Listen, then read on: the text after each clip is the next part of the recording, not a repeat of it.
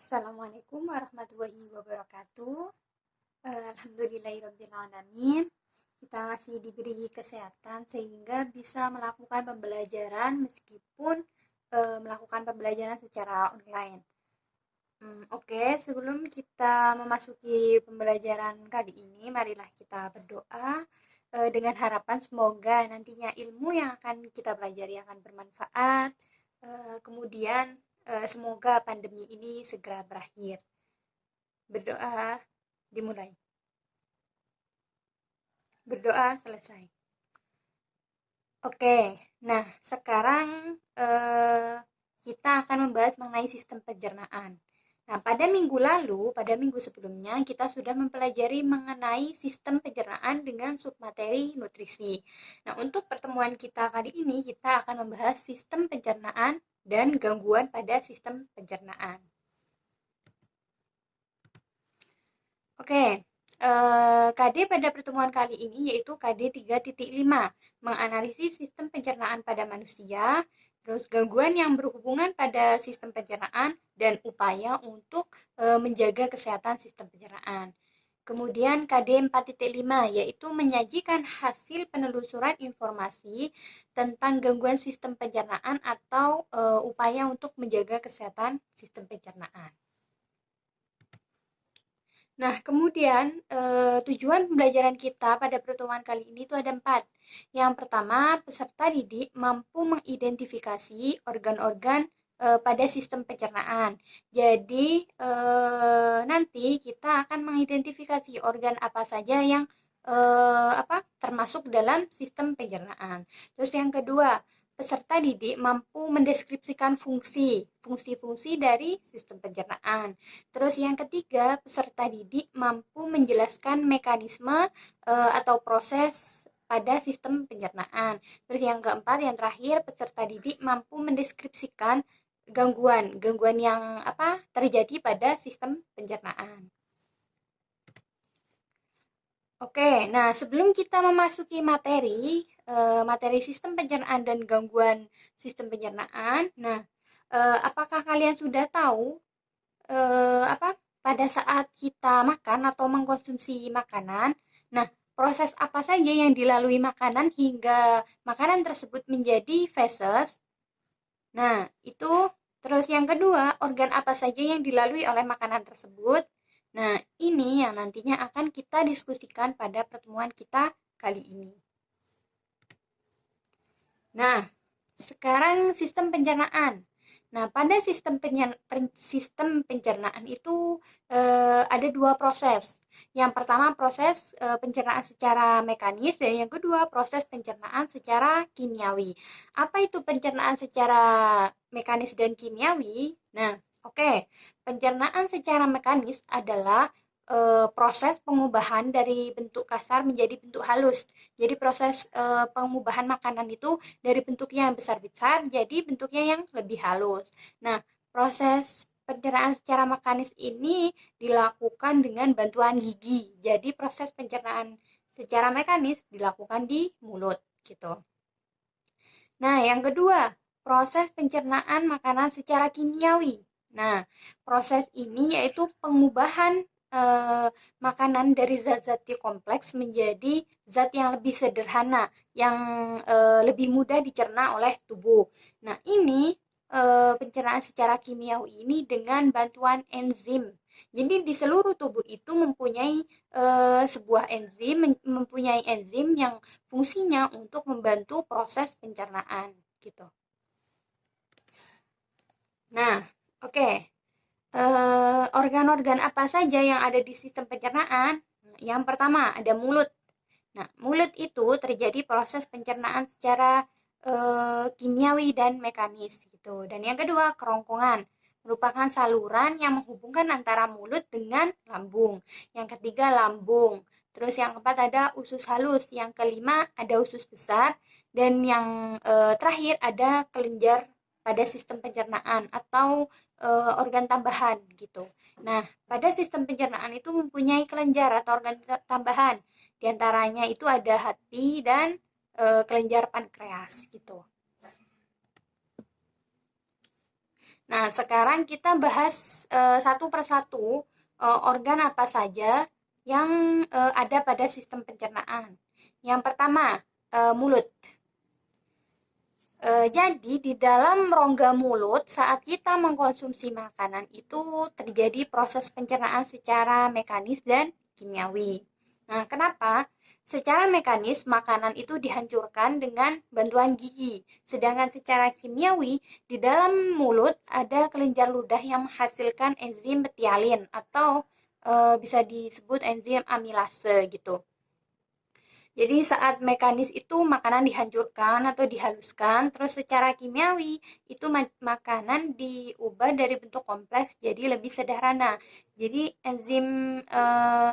enzim petialin ini fungsinya atau enzim amilase ini mengubah zat zat tepung atau amilum menjadi zat gula. Nah, itulah mengapa saat kita mengkonsumsi nasi aja ya, saat dikunyah lama kelamaan itu akan terasa manis. Itu karena amilase yang di dalam mulut itu mengubah zat tepung menjadi zat gula gitu. Nah, kemudian di dalam rongga mulut itu juga ada lidah. Nah, lidah ini juga berfungsi juga membantu proses pencernaan makanan dengan eh, dengan adanya lidah kita itu bisa merasakan adanya rasa dalam makanan, rasa manis, rasa asin, rasa pedas gitu.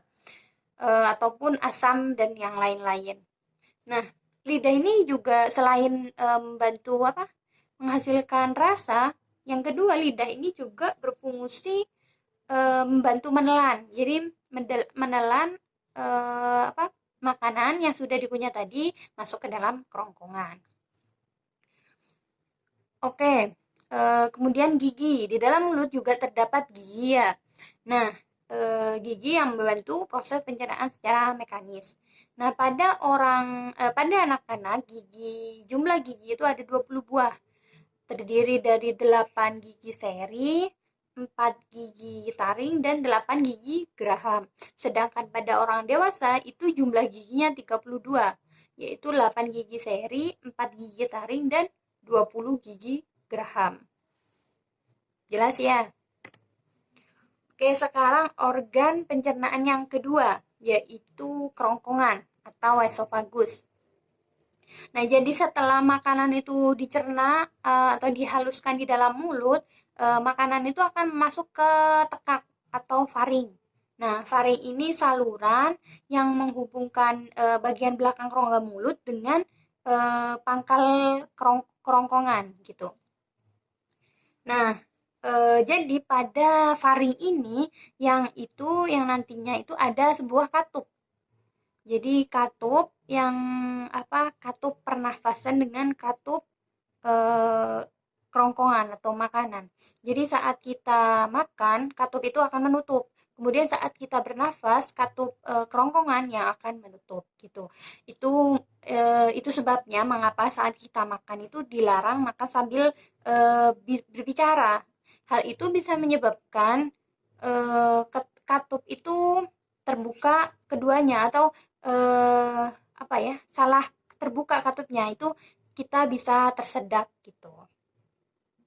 Kemudian makanan yang masuk ke kerongkongan, makanan itu akan didorong perlahan ke lambung. Nah, ini kerongkongan itu mempunyai gerak peristaltik. Apa gerak peristaltik? Yaitu gerakan mendorong makanan hingga masuk ke lambung. Jadi saat kontraksi, makanan itu akan diremas dan perlahan terdorong ke bawah gitu. Sudah kerongkongan. Nah, sekarang kita masuk ke lambung. Oke, lambung. Nah, di lambung ini terjadi proses pencernaan secara kimiawi. Jadi secara kimiawi kan dengan bantuan enzim. Enzim apa aja yang ada di lambung? Ada dua, yaitu enzim pepsin dan renin. Nah, enzim pepsin ini berfungsi mengubah protein menjadi pepton, sedangkan enzim renin berfungsi mengubah protein kasein yang ada di dalam susu. Jadi di dalam lambung kita itu mengandung asam klorida HCl. sehingga di dalam lambung itu sifatnya asam. Nah, dari mana asam klorida berasal? Dari dinding lambung. Fungsinya untuk membunuh kuman, kuman penyakit yang terbawa di dalam makanan, juga untuk mengaktifkan pepsin tadi, agar pepsin berfungsi sebagaimana mestinya. Nah, pada saat proses pencernaan atau mencerna makanan, lambung, otot-otot dinding lambung ini berkontraksi, sehingga makanan itu kan berkontraksi ya, sehingga makanan tercampur dan teraduk dengan sama apa, enzim sama asam klorida tadi gitu. Kemudian secara bertahap, makanan secara apa ya? Secara bertahap itu makanan akan lama kelamaan akan bentuk jadi bubur. Kemudian setelah itu akan masuk sedikit demi sedikit ke usus halus.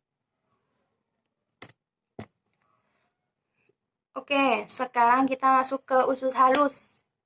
Nah, pada usus halus ini merupakan tempat pencernaan sekaligus penyerapan nutrisi dari makanan tadi. Nah, usus halus dibagi menjadi 3 macam. Yang pertama ada usus 12 jari, yang kedua usus kosong, dan yang ketiga usus penyerapan. Gitu. Oke, usus 12 jari. Nah, di dalam usus 12 jari ini terjadi proses pencernaan dengan bantuan getah pankreas.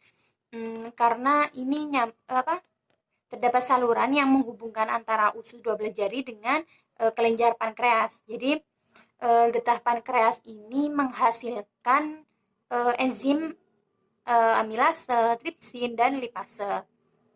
Fungsinya enzim ketiganya ini apa? Yang pertama, enzim amilase, jadi mengubah amilum menjadi maltosa atau gula. Terus kemudian enzim tripsin. Nah, ini fungsinya untuk mengubah protein menjadi polipeptida. Dan yang terakhir enzim lipase, mengubah asam lemak menjadi gliserol gitu. Terus kemudian setelah terjadi pencernaan dengan bantuan getah pankreas di usus 12 jari, kemudian masuk ke usus tengah atau jejunum. Nah, ini proses pencernaan terakhir ya. Setelah masuk ke jejunum, nutrisi tadi makanan tadi akan masuk ke usus penyerapan atau ileum. Nah, di sini itu terjadi proses penyerapan nutrisi yang ada di dalam makanan gitu.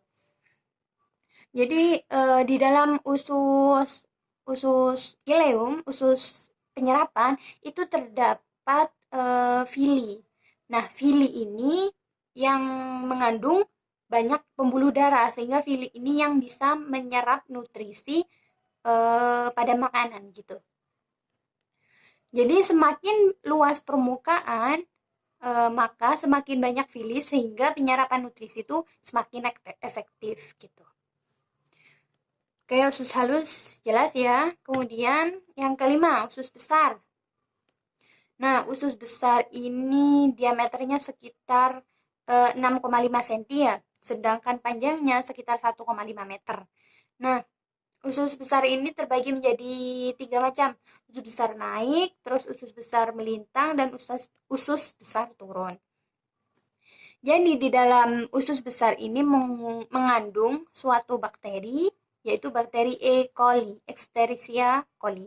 Nah, di dalam usus besar ini sisa makanan yang nutrisinya sudah diserap dari usus halus, ini akan mengalami pembusukan di dalam usus besar. Nah, pembusukan itu dengan bantuan bakteri E. coli gitu. Kemudian usus besar ini berfungsi untuk mengatur kadar air dan mineral yang ada di dalam sisa makanan tadi gitu. Kalau seandainya makanan tersebut kelebihan air, itu airnya akan diserap lagi oleh usus besar. Sedangkan jika makanan tersebut sisa makanan tersebut kekurangan air, maka itu usus besar juga akan memberikan kandungan air dari ke sisa makanan tadi gitu. Nah, sudah itu tadi organ pencernaan pada manusia ya, ada mulut, ada kerongkongan, ada lambung, ada usus halus dan usus besar. Nah, sekarang kelenjar pencernaan.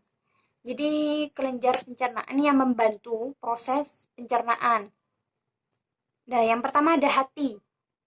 Hati itu kelenjar yang besar, letaknya di rongga badan yang ini, di atas perut sebelah kanan gitu. Nah, hati ini menghasilkan empedu yang nantinya empedu ini akan dikumpulkan di kantong empedu. Nah, fungsinya dari empedu atau getah empedu ini apa? Untuk mengemulsi lemak sehingga mudah dicerna oleh enzim gitu. Jadi saat ada makanan itu yang berupa mengandung lemak atau banyak mengandung lemak, nanti getah empedu ini akan dipompakan ke dalam usus 12 jari melalui pipa empedu sehingga lemak tersebut mudah dicerna oleh enzim. Nah, enzim lipase tadi mengubah asam lemak menjadi gliserol. Kemudian fungsi lain dari hati ada memproduksi enzim, merombak sel darah mati, terus menampung vitamin A, D, E, K yang terlalu berlebih di dalam tubuh, terus menyimpan cadangan gula dalam bentuk glikogen, terus setelah kan menyimpan cadangan gula dalam bentuk glikogen. Nah, itu nanti diubahnya menjadi glukosa bila diperlukan dalam tubuh. Terus mengubah kolesterol menjadi asam amino serta menetralisir zat-zat kimia berbahaya yang hasil metabolisme tubuh ataupun yang masuk ke dalam tubuh.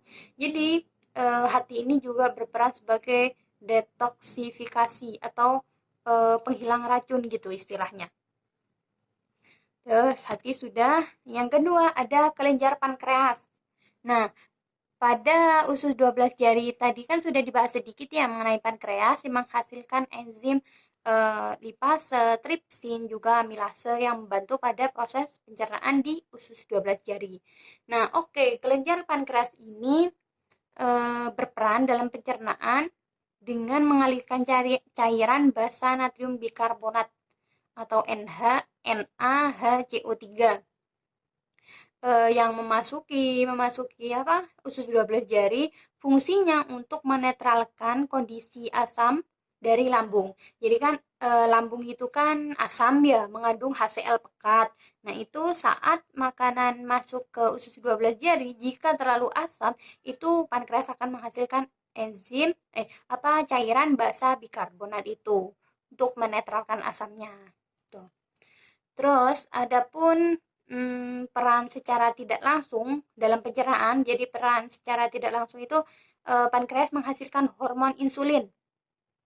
Nah, hormon insulin ini mengubah kelebihan glukosa dalam darah menjadi glikogen. Jadi yang di hati tadi gitu.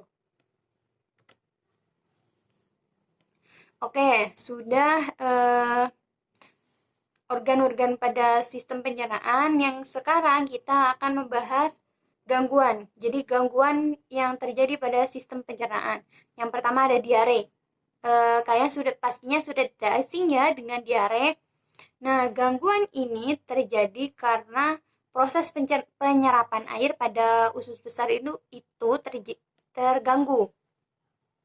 Nah, bisa jadi terganggunya proses penyerapan air di usus besar ini karena adanya bakteri atau infeksi kuman, atau bisa jadi keracunan terhadap bahan makanan. Misalkan makanan yang kita konsumsi itu terlalu pedas gitu. Itu juga bisa menyebabkan penyakit diare gitu. Nah, jika diare ini terjadi secara terus-menerus atau berlebihan, ini bisa jadi mengakibatkan dehidrasi pada tubuh atau kekurangan air. Jadi suplai air di dalam tubuh itu sangat berkurang gitu. Itu mengapa ya? Karena itulah mengapa pada orang yang menderita diare secara terus-menerus itu dianjurkan meminum minuman yang mengandung isotonis. Jadi untuk mengembalikan cairan tubuh gitu. Penyakit yang kedua setelah diare yaitu obesitas. Obesitas itu tubuh mengandung lemak secara berlebih gitu sehingga dapat obesitas ini dapat menyebabkan resiko penyakit jantung, terus diabetes dan osteoartritis. Oke. Kemudian yang ketiga ada apenditis. Ini radang usus buntu. Kalian mestinya sudah familiar ya dengan ini apenditis atau radang usus buntu ini. Nah, penyakit ini atau gangguan ini terjadi pada umbai cacing yang atau appendix yang di pangkal usus besar gitu. Nah, umbai cacingnya itu mengalami peradangan akibat infeksi oleh bakteri. Nah, cara pengobatannya gimana? Yaitu cara dipotong apendiksnya atau apa istilahnya appendiktomi gitu dalam biologi. Terus yang keempat ada mah. Oke, mah ini sudah sangat apa ya? Sangat familiar lah ya. Mah ini yaitu iritasi pada dinding lambung atau lapisan lambung. Itu mah terjadi karena produksi asam lambung atau hasil pekat tadi itu diproduksi secara berlebih. Nah, gejalanya itu bisa mual, terus perih lambungnya. Terus, nah untuk menghindari gangguan tersebut, caranya gimana? Eh, Pola makan yang teratur, terus menghindari makanan yang terlalu asam atau yang terlalu pedas gitu. Kemudian gangguan yang kelima ada tukak lambung. Tukak lambung ini yaitu gangguan oleh tingginya produksi asam HCl atau asam lambung. Selain itu, ini menyebabkan iritasi pada lapisan mukosa di lambung sehingga menyebabkan jadi di dalam lambung itu kan ada lapisan namanya lapisan mukosa. Nah, pada tukak lambung ini lapisan itu rusak gitu selain akibat HCl berlebih juga akibat mengkonsumsi alkohol berlebih gitu. Ada alkohol yang masuk ke dalam tubuh sehingga lapisan maltosanya rusak. Terus kemudian HCl-nya ini langsung mengenai ke berinteraksi dengan asam lambung. Oke, kemudian penyakit yang keenam, yang terakhir ada sembelit. Sembelit itu terjadi karena penyerapan air yang terjadi di usus besar itu terjadi secara berlebihan gitu. Akibatnya feses yang dikeluarkan itu keras. Jadi sulit gitu untuk mengeluarkan feses dari dalam tubuh. Nah, hal ini bisa diatasi dengan cara meminum air 8 gelas setiap hari atau 2 sampai 2,5 liter per hari. Dengan selain air juga mengkonsumsi serat yang banyak seperti makan buah atau sayur dan yang lain-lain gitu. Oke. Itu kan tadi gangguan yang terjadi pada sistem pencernaan. Nah, kebanyakan gangguan pada sistem pencernaan itu terjadi di perut kan ya. Nah, di dalam hadis riwayat Muslim juga sudah dijelaskan sumber dari penyakit adalah perut. Nah, perut adalah gudangnya penyakit dan berpuasa adalah obatnya. Jadi di dalam Islam itu sudah dijelaskan mengenai penyakit yang terjadi di dalam perut. Nah, itulah mengapa ada anjuran berpuasa gitu. Karena apa? Puasa ini bisa menetralisir penyakit di dalam lambung. Yang pertama, puasa bisa memberikan kesempatan lambung itu beristirahat, jadi tidak bekerja secara terus-menerus. Yang kedua, terhindar dari sakit mah. Yang ketiga, terhindar dari obesitas atau kegemukan tadi gitu. Nah, oke, kita sudah membahas mengenai sistem pencernaan, organ-organnya ya, terus gangguan sistem pencernaan. Nah, sekarang kita akan masuk ke sesi diskusi.